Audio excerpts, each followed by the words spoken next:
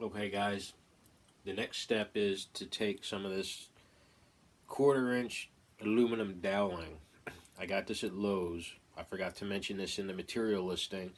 What this is going to be the sliders that actually move the canopy inside for the forward canopy. And what we do is I measured this so that it is longer than the canopy. It comes out to about here, right about here, so that you can drill and tap in a 256 push rod into that, and that'll slide inside the tracking. And what we end up with, we'll take that, cut it down, put it in the vise, and we'll literally take it, put it in a vise, and use your file all four corners down, all four sides down, so it's square. And we end up with this. And what'll happen is this will come into your and slide in through your channels, your tracks for the canopy.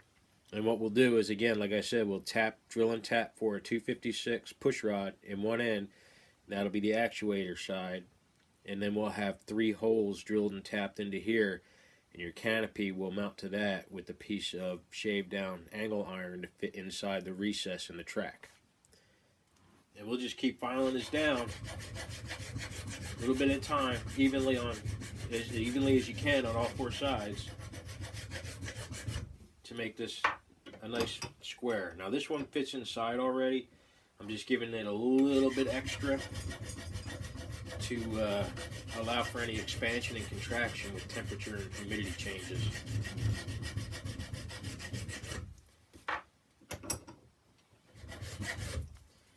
This is actually the hardest part about building the canopy sections. All the rest is just pretty much drilling and tapping. And it needs a little bit more to go. Kind of gets hung up at that end, but the track may be squished a little bit down there. There it goes. Comes right through. Okay, now that we have 2 sliders made that are very free and just slip straight through, now we need to go ahead and install the push rod in one end. So what I'm going to do is I'm going to have it in the vise, put it in the vise, and I'm going to take a punch right in the center.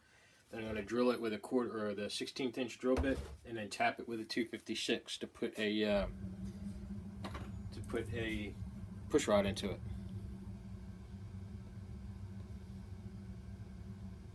So we're just going to put a punch mark so the drill bit has a place to sit.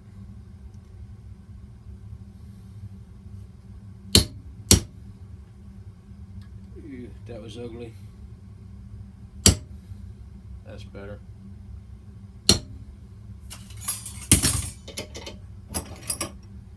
Try to do that right in the middle. I don't know if you can see that on the end there. What we're going to do now is we're just going to drill into that and then tap it.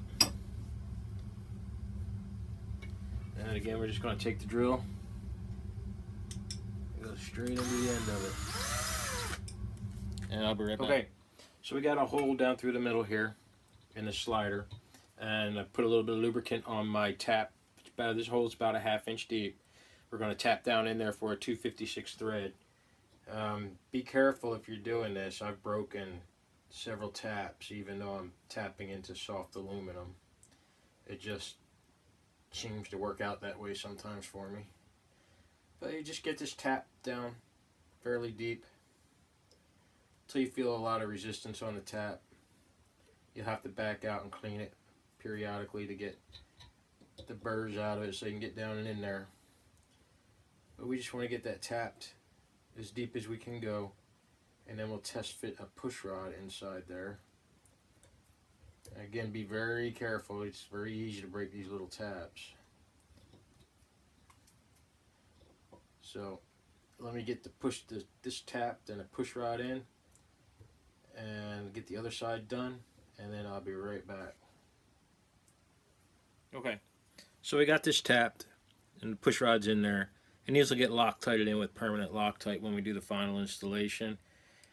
And that just slips in there, and now you can see it just slides right through there like that. And that is what we're going to use to move the forward canopy. So all I have to do is drill and tap the other side. Then we're going to go ahead and cut into the fuselage and temporarily mount the rails. That way we can get them lined up and finish the canopy build. Okay, now that we have the sliders finished, both sliders are done now. This is the second one here. This slides nice and easy through there on the push rod. Push rod's tight in there. So it's about 3/8 of an inch threaded inside there. Enough to keep it. There's not a lot of stress on here, so unless it gets stuck and then that actuator tries to pull it, but I don't see that being too much of an issue here. So what we're going to do now is we're going to cut the hole in here, and we're going to start trying to fit our actuator in there. So what we're actually going to have to do is cut this hole out, and then we'll have to flatten out the inside here so the slider can, or the track can slide into there, and then lay flush back here and a little bit out back in the back. Okay, so let's get started. Very simply, we're just going to use the Dremel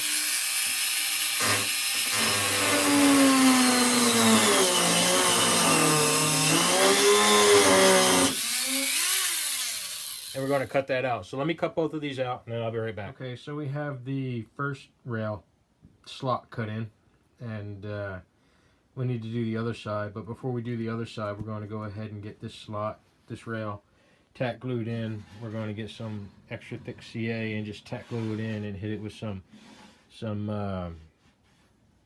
kicker so that it holds that rail in place and keeps the fuselage sides lined up with the rail where I want them. And once we get that done, then we'll cut the other side out, and then I'll show you how easy these slide in here. I don't know if you can see this here real well. You can see the slider inside the fuselage, inside the rail. Just easily pulling that all the way through there. And the way it's set up, it will pop out. Come out the front without any issue. Okay, so I'll be back in a minute. Okay, so here you can see we have both rails temporarily glued in place. They're just tack glued in with CA and thick CA in just a couple spots, just enough to keep it firmly in the fuselage so that you can work on it. Again, once the canopy is in and everything's functional with the sliders and the actuators, and there's no more adjustments that need to be made, then you can go ahead and use Hysaw to hold the rails in place permanently. But just to give you an idea about how easy this comes apart, when we have it in like this, right, grab the push rod right here, and that just slides right out. You can see it coming out right there. You can see it going right back in. Makes it very easy to work on when you're building this. You'll have to take the sliders out to drill them and tap them, and then put them back in, and you'll be doing that several times during the process of the installation. So it's good. The other side comes out a little bit more tough, but it does come out quite easily if you give it a little tug. So that's where we're at right now, and the next thing we'll do is we'll start prepping the canopy to go on.